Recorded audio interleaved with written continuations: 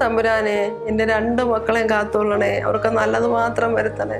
പ്രത്യേകിച്ച് എന്റെ മോന് ദൈവമേ നല്ലൊരു അച്ചടക്കമുള്ള അനുസരണയുള്ള സ്നേഹമുള്ള കുലീനത്തുള്ള തറവാട്ടിൽ പറഞ്ഞ ഒരു പെണ്ണിനെ എന്റെ മോന് ഭാര്യയായിട്ട് കൊടുക്കണേ.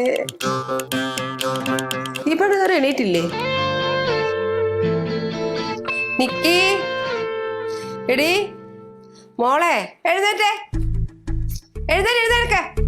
എന്താ ഞാൻ പറഞ്ഞിട്ടുണ്ട് പലപ്പോഴും ഞാൻ നേരം വിളിക്കുന്നവരെ കിടന്ന് ഉറങ്ങരുതെന്ന്. അതെങ്ങനെയാ? രാത്രി മുഴുവൻ ഇങ്ങനെ മൊബൈലിൽ തോണ്ടിക്കൊണ്ട് കിടപ്പല്ലേ? എണീക്കടന്ന്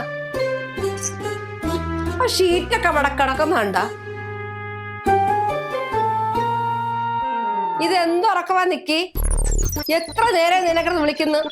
നേരം വെളുത്ത് ഇത്രയും നേരമായിട്ട് കിടന്ന് ഉറങ്ങരുത് നിന്നോട് പലപ്പോഴും പറഞ്ഞിട്ടുള്ളതാ. അതിനെ 8 മണിയല്ലേ ആയുള്ളൂ. എടി 8 മണിയല്ലേ ആയുള്ളൂ എന്നല്ല, 8 മണിയായി. ഈ തുണികൾ കിടക്കുന്നുണ്ടാ? ഞാൻ എന്നും പറയാറുള്ളതല്ലേ ഈ തുണികളൊക്കെ മടക്കി അടുക്കി ഒതുക്കി വെക്കണമെന്ന്. ഇതൊക്കെ ഒരു കുടുംബത്തിൽ എങ്ങനെ ചെന്ന് കയറും? ഞാൻ എന്തിനാ വേറെ കുടുംബത്തിൽ ചെന്ന് കയറുന്നത്? എനിക്ക് എന്താ ഇവിടെ വീടില്ലേ? നിന്റെ കല്യാണം കഴിച്ചുള്ള കാര്യമാണ് ഞാൻ പറഞ്ഞത്. ഞാൻ കല്യാണം കഴിക്കുന്നില്ല. ഓ അത് നീ തീരുമാനിച്ചാ മതിയാ? ഓ അത് ഞാൻ മാത്രം തീരുമാനിച്ചൊന്നുമല്ല, ഞാൻ അച്ഛനോടും പറഞ്ഞിട്ടുണ്ട്, അച്ഛനും സമ്മതം. അതൊക്കെ അച്ഛന്റെ മോളുടെ വെറും ആഗ്രഹം മാത്രമേ ഇരിക്കേ ഉള്ളൂ. ആ എന്നെ കല്യാണം വെപ്പിക്കാന്നുള്ളത് അമ്മയുടെ വെറും ആഗ്രഹം മാത്രം. ആ കാണാം, നമുക്ക് കാണാം ആരുടെ ആഗ്രഹം ഇവിടെ നടക്കുന്നതെന്ന്. മര്യാദയ്ക്ക് എണീറ്റ് കുളിച്ച് അടുക്കളയിലേക്ക് വാ. അവിടെ എന്തൊക്കെ പണികൾ കിടക്കുന്നെന്ന് അറിയാവോ? ആ മീൻ വെട്ടാനുണ്ട്, ആ വാഷ് ബേസിൽ നിറച്ച് പാത്രങ്ങൾ അടക്കം ഒന്ന് വന്ന് കഴുകി തന്നെ. എന്തെല്ലാം പണികളുള്ളതാ. ഇന്ന് നമ്മുടെ നികിൽമോൻ വരണ ദിവസമല്ലേ, അതിനെന്തെങ്കിലും നല്ല ഭക്ഷണം വെച്ചോണ്ടാക്കി കൊടുക്കണ്ടേ? നീ എണീറ്റിങ് വന്നേ. അവൻ വരുന്നതിന് ഞാൻ എണീക്കുന്നേ, എനിക്ക് വയ്യ. ഞാനൊരു 5 മിനിറ്റ് കൂടെ നോക്കും, അല്ലെങ്കിലേ എന്റെ വിധം മാറണം നീ കാണും. എണീറ്റ് വന്നേ. ആ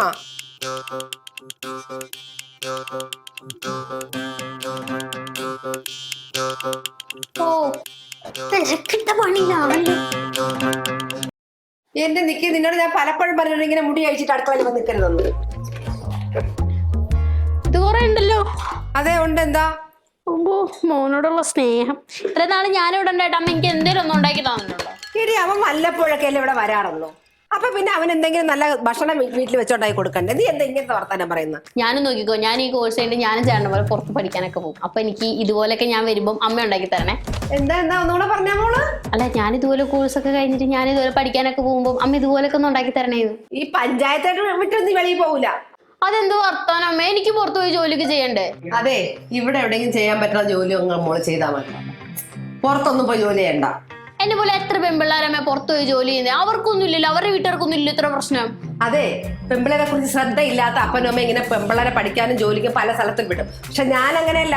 ഞാൻ എന്റെ മക്കളെ അച്ചടക്കത്തിൽ അനുസരണയിലാണ് വളർത്തുന്നത്. നീ ഇവിടെ വല്ല ജോലി ചെയ്താൽ മതി. ചേട്ടൻ ഈ പറഞ്ഞ പോലെ പുറത്തു പോയിട്ടാണല്ലോ വർക്ക് ചെയ്യുന്നത്. ചേട്ടൻ അമ്മ ഈ പറഞ്ഞ പോലെ ലിവിങ് ടു ഏതെങ്കിലും പെൺപിള്ളേരെ ലിവിങ് ടു നമുക്ക് അറിയാവോ? തർക്കുത്തരം പറയാൻ നിന്റെ നാവ് ഞാൻ ചവിട്ടിപ്പിഴെടുക്കും, പറഞ്ഞേക്കാം. ഓ മോനെ പറഞ്ഞപ്പോ അങ്ങോട്ട് പൊള്ളി. അതെ പൊള്ളും. എന്റെ മോനെ എനിക്ക് നല്ല വിശ്വാസമാണ്. അവൻ നല്ല അച്ചടക്കത്തിലും അനുസരണയിലും തന്നെയാ വളരേണ്ടത്. അതുപോലെ നല്ല അച്ചടക്കവും അനുസരണവും ഉള്ള കുടുംബത്തിൽ പറഞ്ഞ പെണ്ണിനെ അവൻ കല്യാണം കഴിക്കുള്ളൂ, ഞാൻ പറയുന്ന പെണ്ണിനെ. ഓ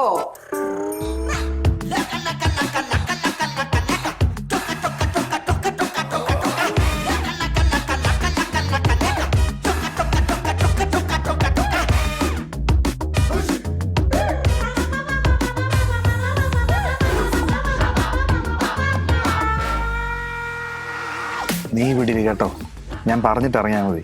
ഓക്കെ കേട്ടോ? കേട്ടു.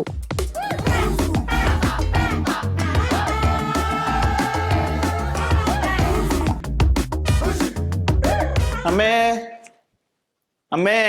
ആ മോനെ, എടാ അന്ന് കണ്ടതിനേക്കാളും നീ അങ്ങ് ക്ഷീണിച്ചു പോയല്ലോടാ. ആ ക്ഷീണിച്ചു പോവല്ലോ. നിക്കി എവിടെ? ആ നിക്കി എടേ. അകത്തുന്നുണ്ടോ? വന്നല്ലോ അവന്മാരാ.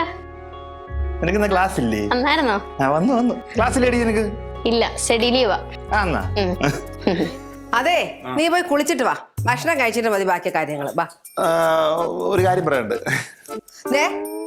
നാളെ 2 ദിവസം കഴിഞ്ഞ് പോണമെന്നൊന്നും പറഞ്ഞേക്കരുത്. 1 മാസം ലീവ് എടുത്ത് വന്ന ഞാൻ അന്നേ പറഞ്ഞതാ. അതല്ല ചേട്ടൻ ഇപ്രാവശ്യം കാണാനുള്ള എല്ലാ പെമ്പിളായിട്ടും ലിസ്റ്റ് എടുത്തിട്ടിരിക്കും അമ്മ.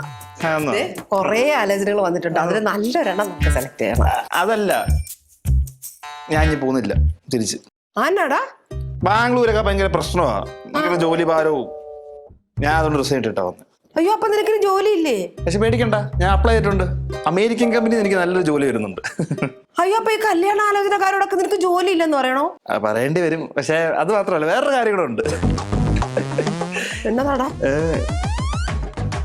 ഞാനൊരു കല്യാണം കഴിച്ച്. എടാ, തമാശക്കാണെങ്കിൽ അങ്ങനെയൊന്നും പറഞ്ഞേക്കല്ല അവനെ. തമാശക്കല്ല, ഞാൻ അവളുമായിട്ടാണ് ഒന്നേക്കുന്നത്. അവിടെ ഉണ്ട് അവള്.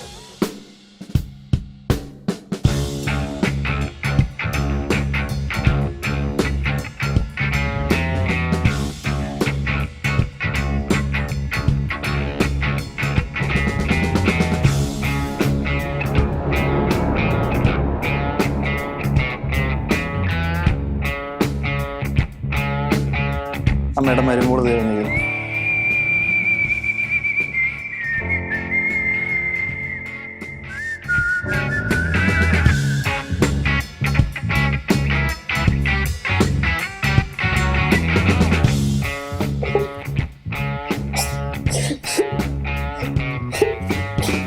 അമ്മ കരയാതിരിക്കമ്മ, ഇനിയിപ്പൊ കരഞ്ഞിട്ട് എന്താ കാര്യം? എന്നാലും ഞാൻ സ്നേഹിച്ച് കണ്ണേ കരളേന്ന് മേടിച്ച് വളർത്തി എന്റെ മോൻ എന്നോട് ഇങ്ങനെ കാണിച്ചല്ല. എനിക്ക് ഓർക്കുമ്പോ സങ്കടം സഹിക്കാൻ വയ്യ. അതിനിപ്പോ എന്താ? ചേട്ടൻ ഇഷ്ടപ്പെട്ട ഒരു പെൺകുട്ടിയെ കല്യാണം കഴിച്ചിട്ടുള്ളൂ, അതിനിപ്പോ എന്താ ഇത്ര തെറ്റ്? അച്ഛനോട് അമ്മയുടെ അനുവാദം ഇല്ലാതെ വല്ലവളെ കെട്ടിക്കൊണ്ട് വന്നതാണോടി മര്യാദ? ഒന്ന് പോയേ. എന്തായാലും ഞാൻ തമാശക്ക് പറഞ്ഞ കാര്യം ഇത്ര പെട്ടെന്ന് സത്യമൊന്നും ഞാൻ വിചാരിച്ചില്ല. ഞാനിനി എന്റെ വീട്ടുകാരോടും നാട്ടുകാരോടൊക്കെ എന്ത് പറയും? എന്റെ ഭഗവാനെ, എനിക്ക് ഓർക്കുമ്പോ വയ്യ. എന്തു പറയാൻ? ചേട്ടൻ ഞാൻ ഇഷ്ടപ്പെട്ട ഒരു പെൺകുട്ടിയെ കല്യാണം കഴിച്ചു, അതങ്ങോട്ട് പറയണം. എന്തോ ഫോണി കിടന്ന് ഉപദേശവും കൊണ്ട് വന്നിരിക്കുന്നു. അമ്മ ഒന്ന് എനിക്കൊന്ന് ചേച്ചിയോടൊന്ന് സംസാരിക്കമ്മേ. എനിക്ക് സൗകര്യമില്ല അവളോട് സംസാരിക്കാൻ. അവനോട് പറ, അവളെ വിളിച്ചോണ്ട് എങ്ങോട്ടെങ്കിലും ഇറങ്ങിപ്പോവാ. കണ്ടോളുകൾക്ക് താമസിക്കാനുള്ള വീടല്ല എന്റെ വീട്. പറഞ്ഞേക്കാം. അമ്മ അത് അമ്മയുടെ മരുമോളാ. ഞാൻ അങ്ങനെ വിചാരിച്ചിട്ടില്ലെങ്കിലോ? അല്ലെങ്കിൽ അതാ നല്ലത്, അവർ രണ്ടുപേരും എവിടേക്കെങ്കിലൊക്കെ പൊക്കോട്ടെ. അല്ലെങ്കിൽ ഉള്ളത് പറയാലമ്മേ, നല്ല ഭംഗിയുള്ള ചേച്ചി, എന്താ ഗ്ലാമർ. പിന്നെ ചേട്ടന്റെ സെലക്ഷൻ ഒന്നും എന്തായാലും തെറ്റിയിട്ടൊന്നുമില്ല. പിന്നെ ഈ പറഞ്ഞ പോലെ സ്വഭാവം എങ്ങനെയാണെന്നറിയില്ല, കണ്ടറിയാം. അവളെ കണ്ടറിയാം. അവൾ എന്റെ മോന്റെ ജീവിതം കുളം തോണ്ടാൻ വന്നവളാണ്. അല്ലമ്മേ, ഇതൊക്കെ അച്ഛനെ അറിയിക്കണ്ടേ? നീയൊക്കെ തന്നെ പോയി പറ അച്ഛനോട്. എനിക്കങ്ങ് വയ്യ. അമ്മ ഒന്ന് എഴുതിട്ട് വാമേ, നമുക്കൊന്ന് ചേച്ചിനെ ഒന്ന് പോയി പരിചയപ്പെട്ടിട്ട് വരാം. പോയാ നിൽക്കാൻ അടുത്ത് നീ അവിടെ ഇരിക്കും.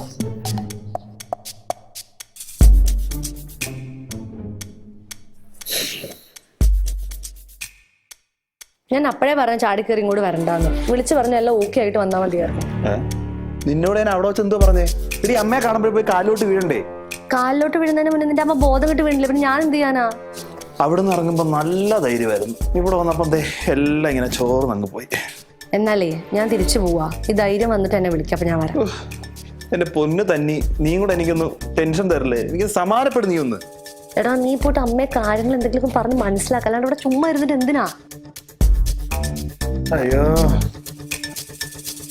ആഹാ, ആ